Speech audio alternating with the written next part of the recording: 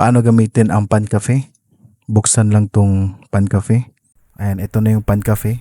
Click mo lang yung client. For example, isang oras. Pwede mo i-click yung 60 or 30. Ayan, magka-oras na siya. So, kung mag-log out na siya, right-click mo lang. Tapos, end session. Ayan, tapos lalabas dito yung oras na babayaran niya. So, end mo lang. Good night. Sa paggawa ng member, click mo lang yung member. Tapos, click mo tong new. Tapos, type mo dito yung pangalan niya. Yung password niya. Tapos, huwag mong kalimutang i-click tong member default to standard para mag-apply yung mga promo. Tapos, save mo siya. Pag save mo, lalabas yung edit balance. Dito ka na maglalagay ng amount.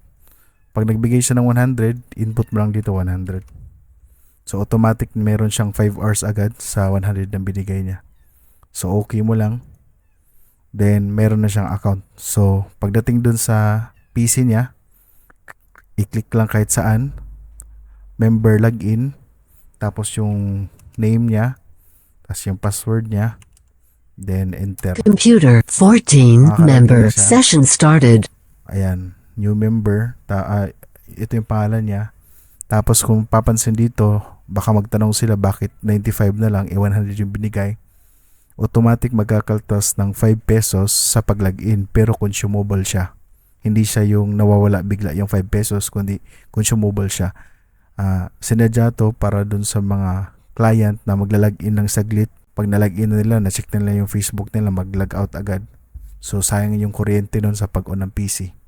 Kaya may ganyan. Pero consumable pa rin yan. So yun lang.